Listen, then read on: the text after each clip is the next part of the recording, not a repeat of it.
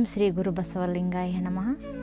ಸಮಸ್ತ ಶ್ರೀ ಬಸವ ಟಿವಿಯ ವೀಕ್ಷಕರಿಗೆ ಶರಣು ಶರಣಾರ್ಥಿಗಳು. ಇಂದಿನ ಒಂದು ವಚನ ಅನುಭವದಲ್ಲಿ ಶರಣರ ಈ ನಾಡು ಕಂಡಂಥ ವೈರಾಗ್ಯ ನಿಧಿ ವೀರವಿರಾಗಿಣಿ ಅಕ್ಕ ಮಹಾದೇವಿಯ ಬಗ್ಗೆ ಬಹಳಷ್ಟು ವಚನಗಳಲ್ಲಿ ತನ್ನ ವಚನಗಳಲ್ಲಿ ಅನೇಕ ವಿಚಾರಗಳನ್ನು, ತನಗಾದ ಅನುಭವಗಳನ್ನು ತನ್ನ ಒಂದು ವಚನಗಳಲ್ಲಿ ವ್ಯಕ್ತಪಡಿಸ್ತಾ ಹೋಗ್ತಾಳೆ.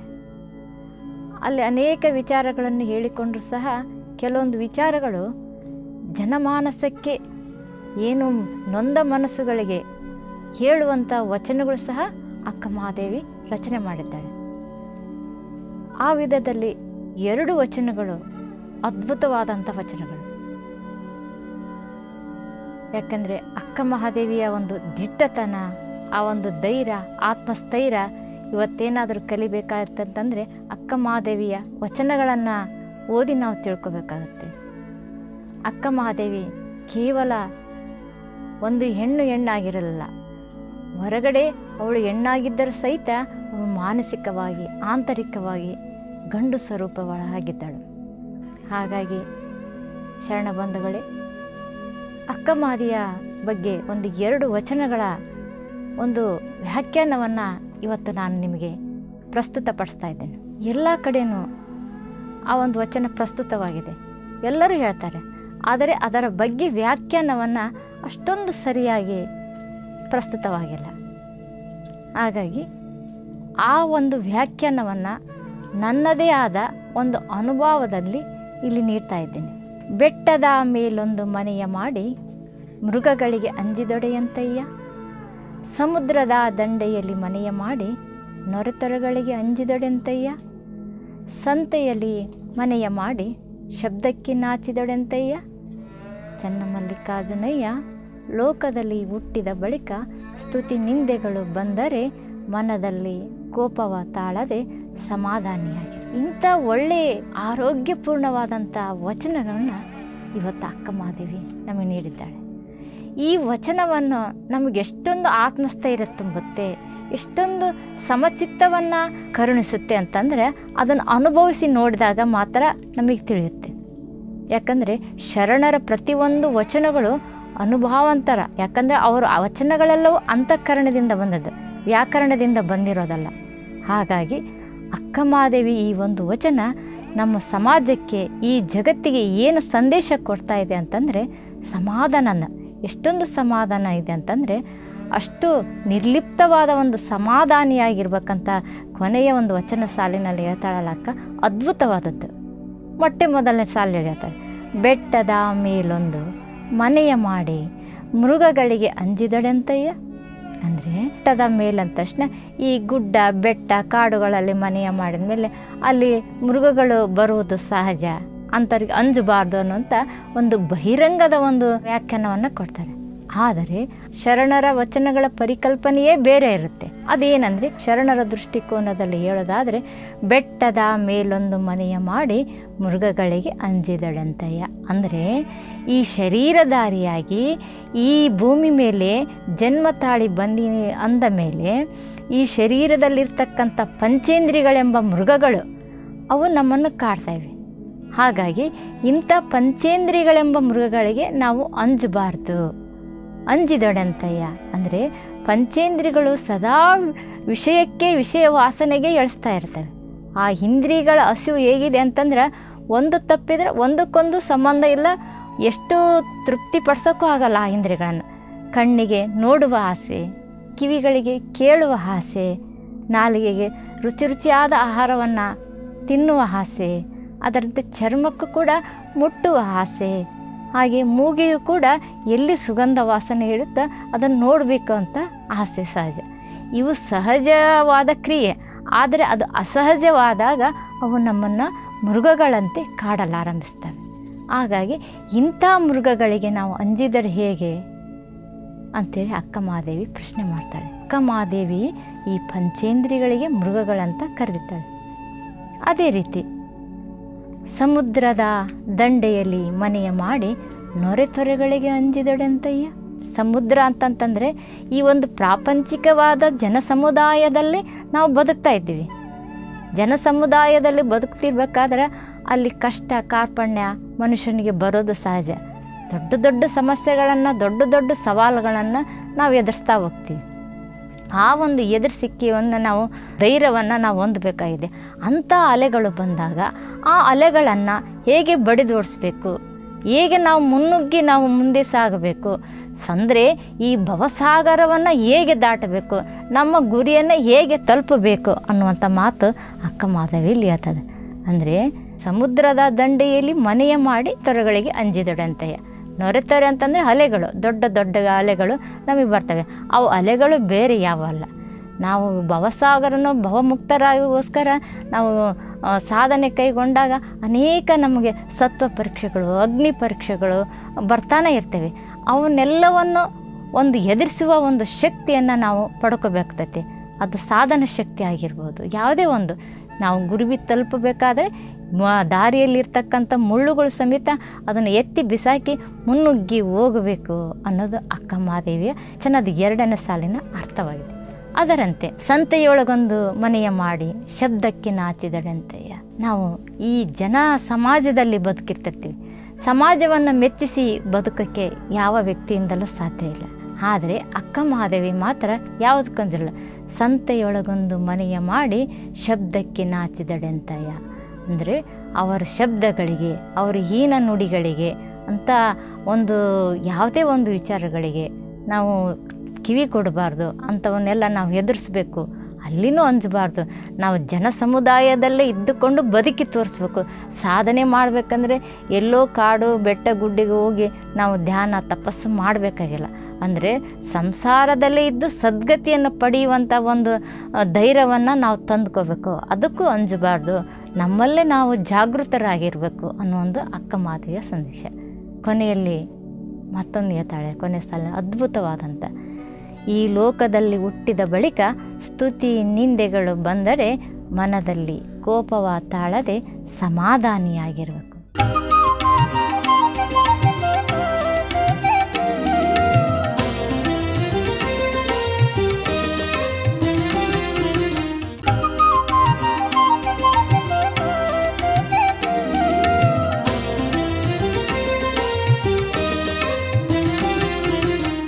ಶರಣ ಬಂಧುಗಳೇ, ಈ ಅದ್ಭುತವಾದ ಸಾಲು ನಮಗೆ ಪರಿಪೂರ್ಣ ಆರೋಗ್ಯಕ್ಕೆ ನಾಂದಿಯಾಗುತ್ತೆ.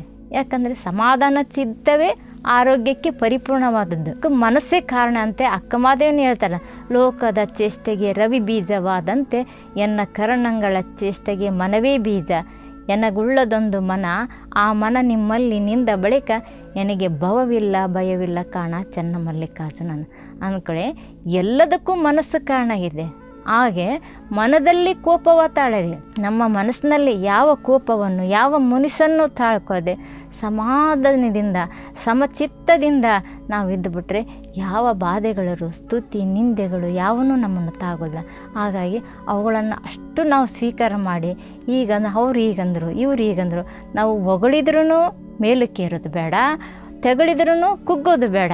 ಈ ಕುಗ್ಗೋದು ಹಿಗ್ಗುವಿಕೆ ಬೇಡ ಎಲ್ಲವನ್ನು ಸಮವಾಗಿ ಸ್ವೀಕಾರ ಮಾಡಿಕೊಂಡು ಮನಸ್ಸನ್ನು ಸಮಾಧಾನ ಸ್ಥಿತಿಯಲ್ಲಿ ಇಟ್ಟುಕೊಳ್ಳೋಣ. ಯಾಕಂದರೆ ಎಲ್ಲವನ್ನು ನಮ್ಮ ಮನಸ್ಸನ್ನು ಹದಗೆಡಿಸ್ಬಾರ್ದು. ಮನಸ್ಸೇ ಕಾರಣ. ಮನಸ್ಸು ಸ್ವಲ್ಪ ಚಂಚಲವಾತಂದರೆ ನಾವು ಹಲವಾರು ರೋಗಗಳಿಗೆ ತುತ್ತಾಗಿ ಹೋಗ್ತಾ ಇದ್ದೀವಿ. ಯಾಕಂದರೆ ಮನಸ್ಸು ಚಿಂತಾಜನಕವಾದತ್ತಂದರೆ ರೋಗಕ್ಕೆ ಮೂಲ. ಹಾಗಾಗಿ ನಮ್ಮ ಮನಸ್ಥಿತಿಯನ್ನು ನಾವು ಸಮಾಧಾನ ಚಿತ್ತದಿಂದ ಕಾಪಾಡಿಕೊಳ್ಬೇಕಾದ್ದು ನಮ್ಮ ಧರ್ಮವಾಗಿದೆ.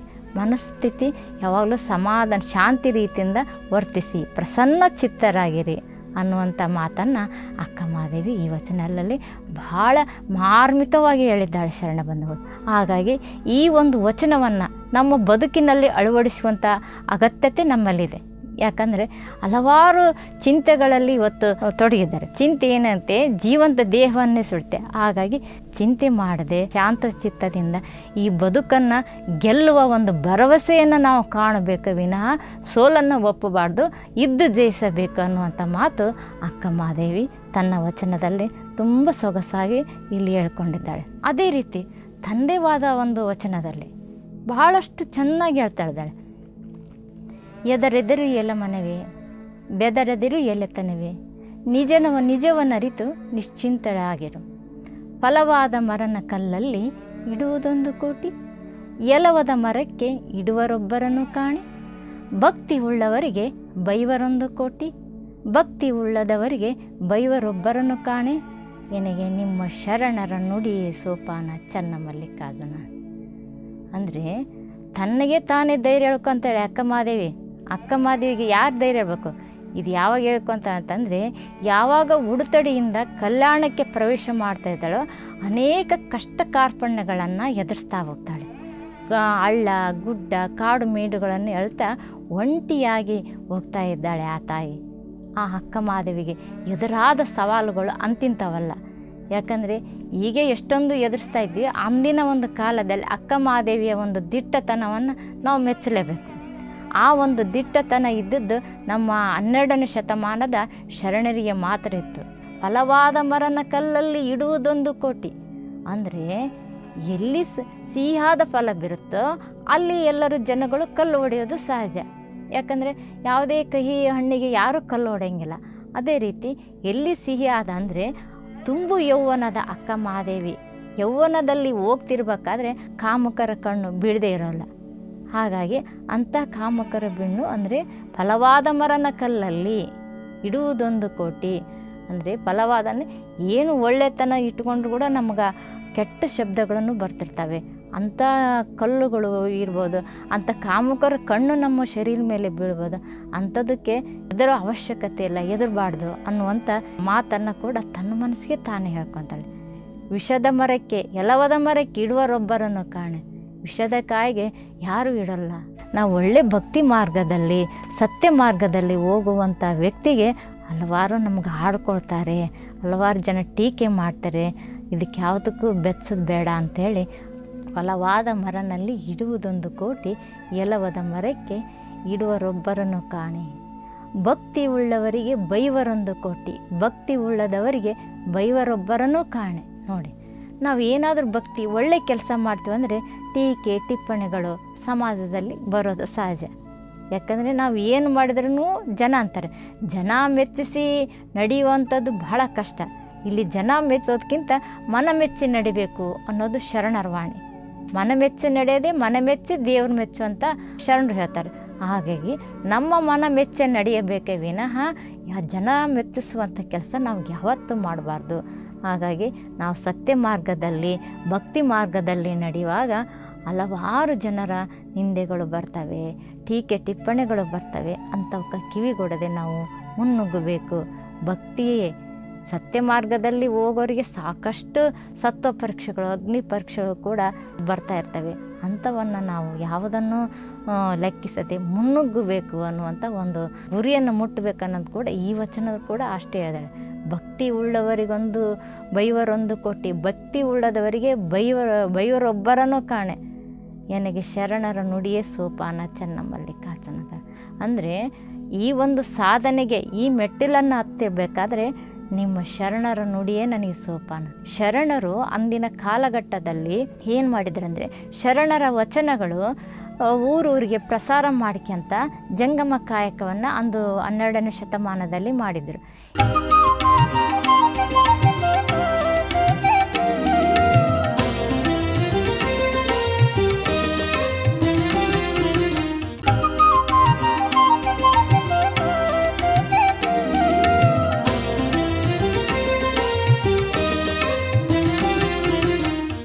ಅಕ್ಕ ಮಹಾದೇವಿ ಉಡುತಡಿಯಲ್ಲಿರುವಾಗ ಹಲವಾರು ಬಸವಾದಿ ಶರಣರ ವಚನಗಳನ್ನು ಆಡ್ಕೊತ ಬಂದಾಗ ಆ ವಚನಗಳನ್ನು ಅಕ್ಕ ಮಹಾದೇವಿ ಆಲಿಸಿದವಳಾಗಿ ಆ ಬಸವಣ್ಣನ ಕಿವಿಗೆ ಬಿದ್ದಾಗ ಕಲ್ಯಾಣಕ್ಕೆ ಹೊರಡುವ ಒಂದು ವಿಚಾರ ಮಾಡ್ತಾಳೆ. ಅಲ್ಲಿವರೆಗೆ ಬಸವಣ್ಣ ಯಾರೆಂಬುದು ಗೊತ್ತಿರೋಂಗಿಲ್ಲ.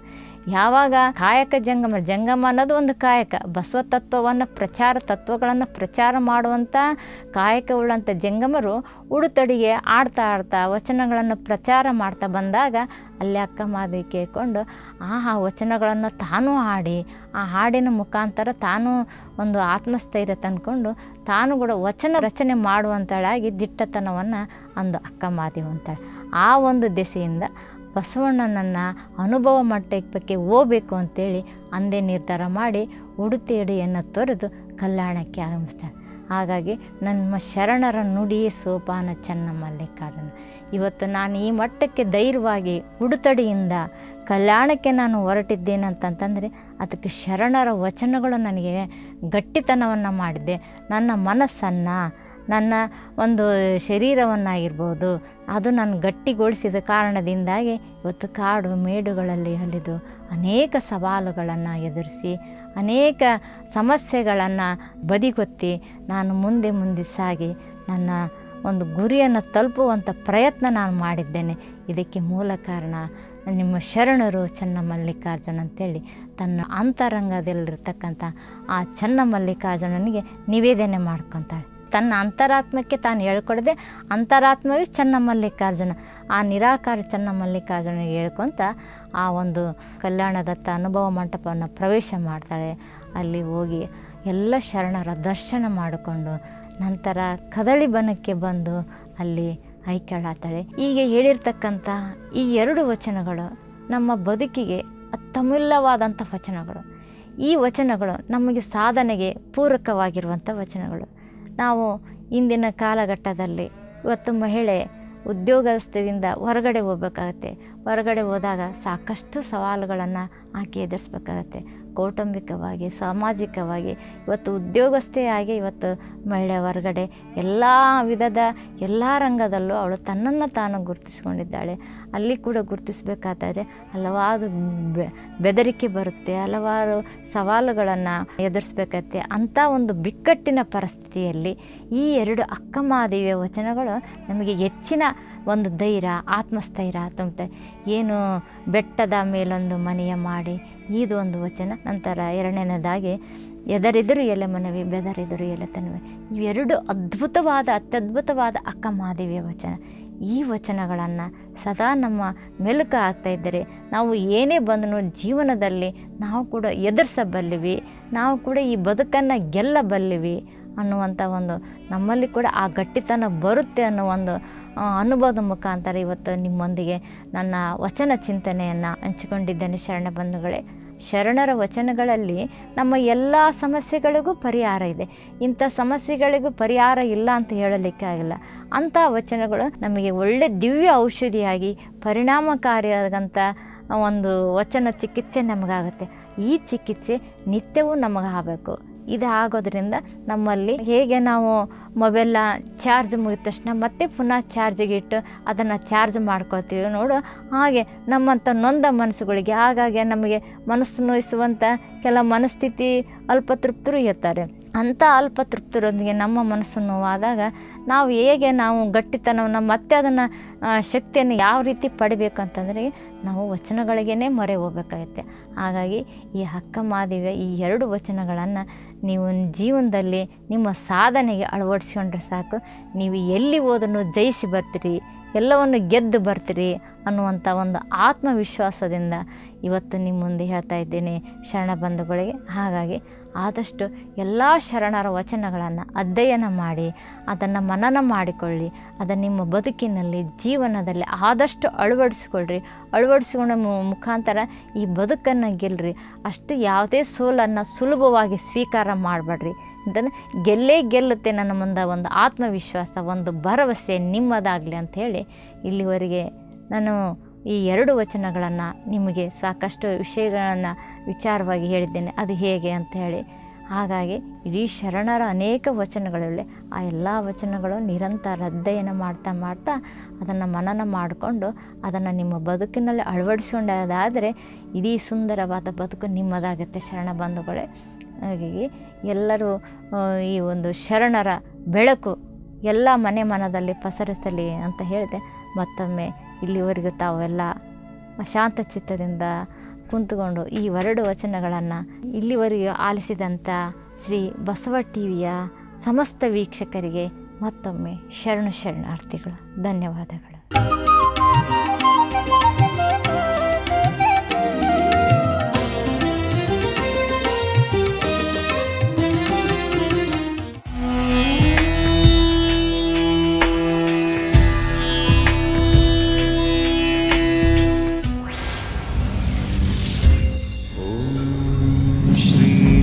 बसवलिङ्गाय नमः।